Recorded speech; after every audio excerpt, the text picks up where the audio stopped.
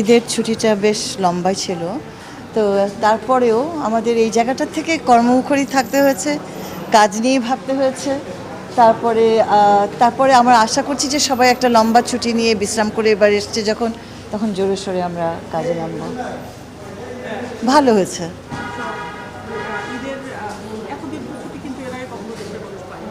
পাইনি, এবার পেলো ভালো, সবাই খুশি। ছুটি পেলে তো সবাই খুব খুশি হয়, হয় না?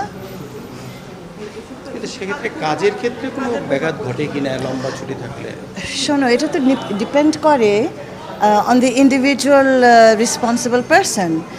একদিক দিয়ে যেমন ছুটি, অন্য দিক দিয়ে সরকারি অফিসার্স আর উপদেষ্টাদের কিন্তু কখনো ছুটি থাকে না।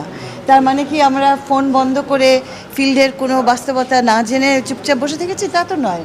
আমার মকাতে ছুটির মধ্যে, হলিডের মধ্যে ভায়োলেন্স হয়নি মেয়েদের উপরে, তো তখন কি আমরা বসে থেকেছি? না তো। অর্থাৎ যার যে দায়িত্ব তাকে তো সেটা পালন করতেই হবে। তো যারা উপরের দায়িত্বে থাকে তাদের কিন্তু ছুটি বলে কোনো কিছু থাকে না, সেটা একটা ফর্ম্যালিটি। আর ছুটি যারা উপভোগ করে তারা হলো জুনিয়র অফিসার্সরা, জুনিয়র স্টাফরা, তাদের তো অতখানি দায়িত্ব থাকে না। তো এই ছুটি সেই ছুটি নয় যে আমরা সব কিছু ভুলে টুলে গিয়ে ঘরে চুপচাপ বসে থাকবো।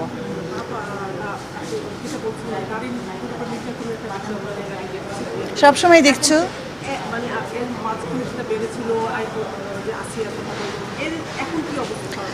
আমরা সারা দেশের অবস্থা। শোনো, নারী নির্যাতনের বিষয়টা কখনো কোনো দিনও এই দেশে একটা সুব্যবস্থার ভেতরে, একটা নিয়ন্ত্রণের ভেতরে কোনো দিনই ছিল না, কোনো দিনে আনতে পারিনি। এখন আমরা যে সিদ্ধান্তগুলো বা যে কাজগুলো হাতে নিয়েছি সেগুলোর বিকাশ ঘটতে, সেগুলোকে প্রতিষ্ঠিত করতে আরও কতদিন সময় লাগবে। আমরা অনেকগুলো অ্যাকশন নিয়েছি, অনেকগুলো স্ট্রাকচারাল চেঞ্জ এনেছি, যেটা এখনও তোমাদের সামনে আমরা তুলে ধরিনি।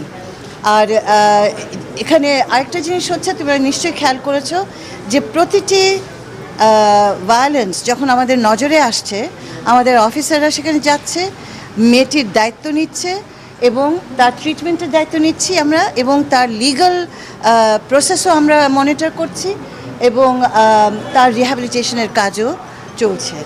আর যেখানে এবং যেহেতু এটা সারা বাংলাদেশে তো শিশু নির্যাতন এবং অন্যান্য অনিয়ম হরহামেশা হতে থাকে, এবং সেটাকে একটা সার্বিক জায়গায় তখনই তুমি সুব্যবস্থার ভিতরে আনতে পারবে যখন তোমার পুরো সমাজটা এবং পুরো শাসন ব্যবস্থাটা একটা সুষ্ঠু জায়গায় পৌঁছাবে। আমরা কি সেই জায়গাটায় পৌঁছাতে পেরেছি?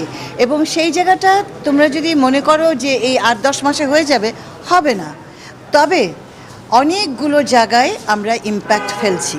এবং একটা সিদ্ধান্ত তোমাদের বলে দিই যে এই আগামী দিনগুলোতে প্রতি মাসে আমি তোমাদের সাথে বসবো, কারণ it is time, now the time has come, যেখানে তোমাদের প্রতি মাসে জানতে হবে আমরা কি অর্জন করছি, কি অর্জন করছি না, এবং কেন অর্জন করছি না, এটাও তোমাদের জানতে হবে। সেখানে কি আবার যেটা বললেন আপনি যে নারী নির্যাতন রোধে যে বললেন যে এখন আমি সামনে আনিনি, কতগুলো কৌশল, সেগুলো কি প্রকাশ করবেন? সব প্রকাশ করব, সব প্রকাশ করব।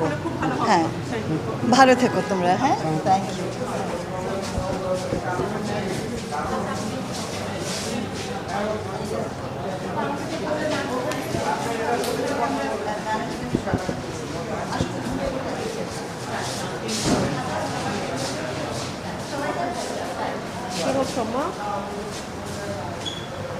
Roja,